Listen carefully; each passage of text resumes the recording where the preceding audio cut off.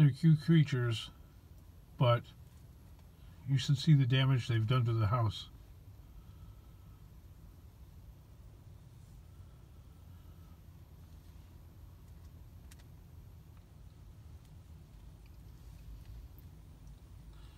They've actually 8 holes in the side of the plastic channeling.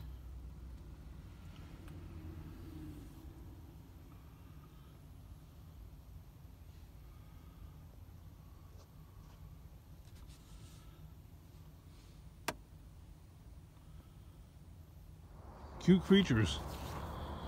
Fun to watch. But look at this.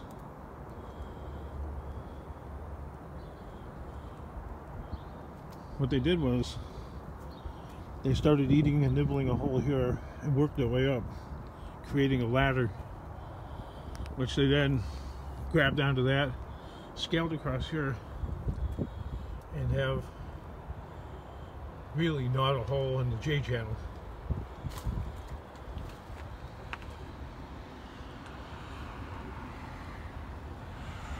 See that?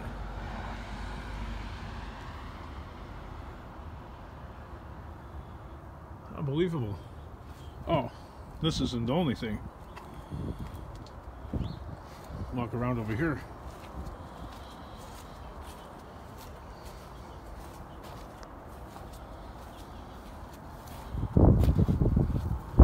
They also did it to this one.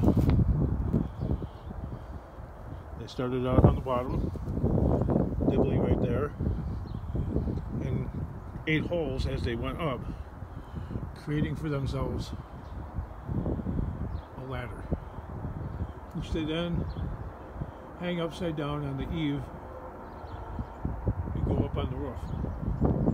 Oh, and if you think this is it, let's go to the other corner of the house. They then started working on this corner.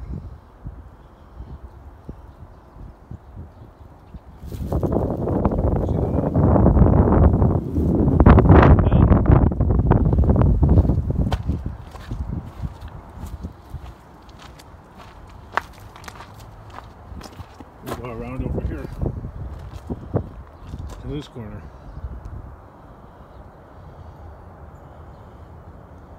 See that? I got mad and I punched it. So this was the first one they started nibbling on. They ate that right there because they can't go straight up like on the other corner post. They ate that one, and I don't know if they gave up or what, but they didn't get to nibbling on that. I then, see this screw right here? I then attached some sheet metal on here so that they couldn't climb. I made it too smooth. I did that to all the corners of the house, and I put that sheet metal on all 4 corners of the house. And then, of course, you know what happened, right? Why is the sheet metal gone? Well, because some neighbor called the government, the code enforcement people. When I say government, I mean code enforcement people. And they came by and said that I had to remove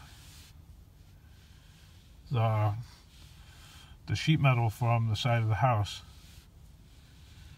And I said, well, I'm going to get squirrels are going to come back inside the house. And they had no answer for that. So the squirrels get inside the attic. They nibble through the air vent on the roof and rip the screen out of the way. And there they go. They come in, and I blocked that off. I went up in the attic. I took pieces of wood and I screwed that in on the bottom, so they had success.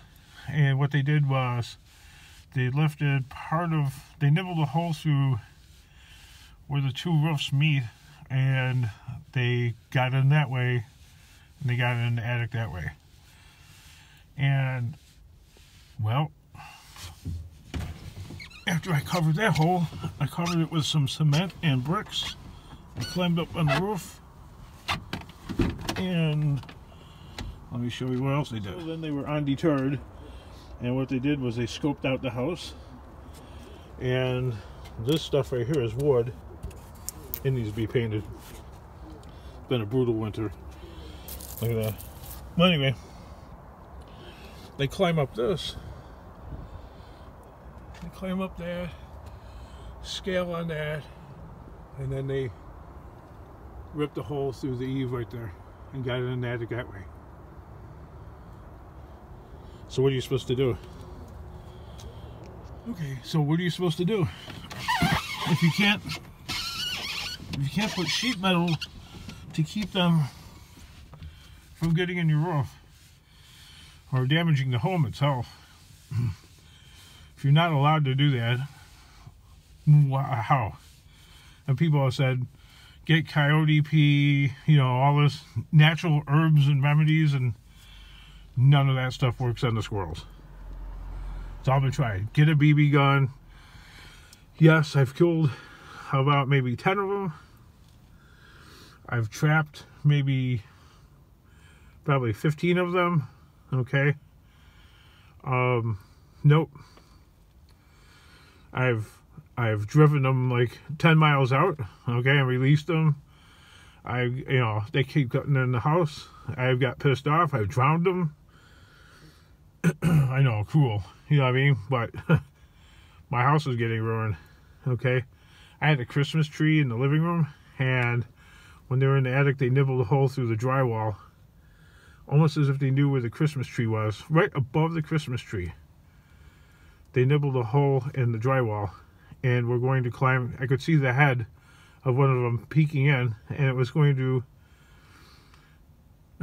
climb down the Christmas tree and come inside the house itself. Well, what's about your house that's so inviting? I have no idea. I'm not an animal expert. Really aggravating. And you know that they're in there because what they do is they run around. Well, they've destroyed all the insulation that was like packed into where the eave was. That's all like torn apart, along with the styrofoam backing and all that crap. That's all ripped to ribbons. I cut down a tree that was like right near the house because they were using that originally as an easy way in, and then they were using the evergreen bush as an easy way in. I trimmed that down.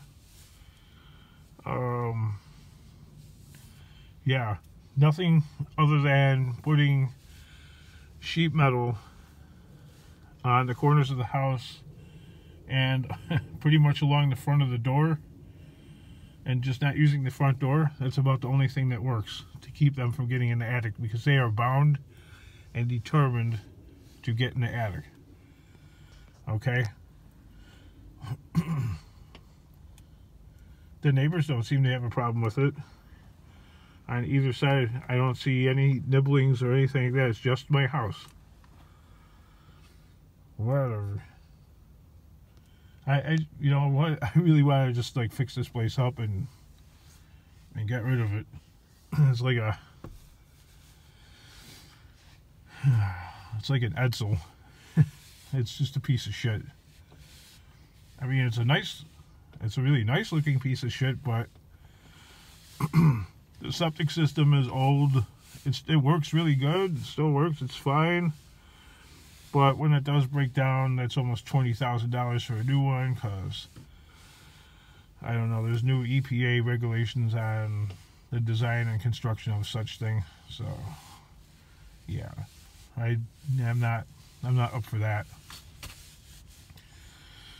So, I think fixing it